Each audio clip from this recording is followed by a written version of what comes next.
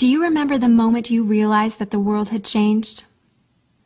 Let me tell you a quick little story that has nothing and everything to do with the future of our world and how you fit into it. In 1917, the United States faced a huge problem.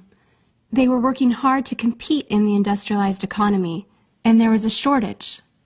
Not a shortage of oil or coal or other natural resources, a shortage of people, specifically obedient factory workers. The solution to this economic dilemma? It was an experiment of sorts. It hadn't been done before, until someone thought of it. Mandatory public school. Unfortunately, the initial purpose of the United States public school system was not to inspire children or generate scholars. And it wasn't created for dreamers, people who color outside the lines, break the rules, and challenge the status quo.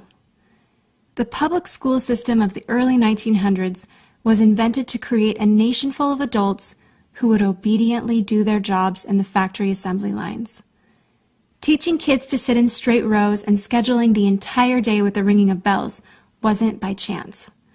Punishing those who didn't conform was purposeful. These were the skills they would need to join the labor force. Intentional or not, this early method of turning dreamers into workers was an investment in the nation's economic future.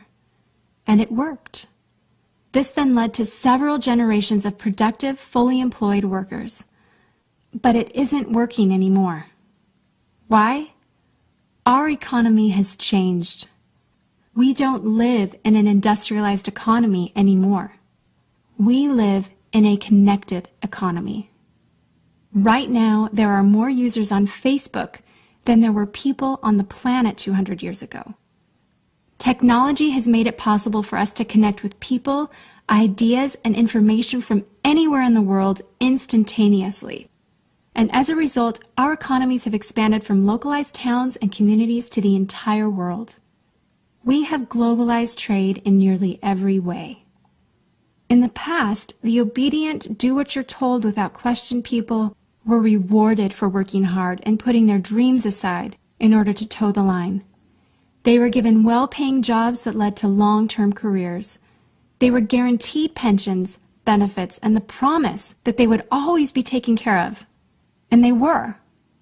But that promise is gone for most of us today. Even if you have a white-collar job, the majority of white-collar workers are still working in a factory. Instead of operating a sewing machine or welding a widget, they now push pencils, type on keyboards, or process paperwork. It's still factory work because the entire focus of the day is spent on increasing productivity, which leaves little room for creativity, spontaneity, or individuality. The educated, hard-working masses are still doing what they're told, but they're no longer getting what they deserve. Even if you do everything you are told to do today, graduate from high school, go to college, get a degree, work hard in whatever job you can find, if you're lucky enough to find one, you're not guaranteed anything. Companies are being forced to change or die right now. Layoffs happen much more often than job openings appear, and the highest paying jobs are disappearing or heading overseas at an alarming rate. If you have a job where your boss tells you exactly what to do, he or she will always find someone cheaper than you to do it. Did you know that the average length of a job today is about 4.5 years? Contrast that to the 1960s when it was 40 years. The connected economy rewards a different group of people.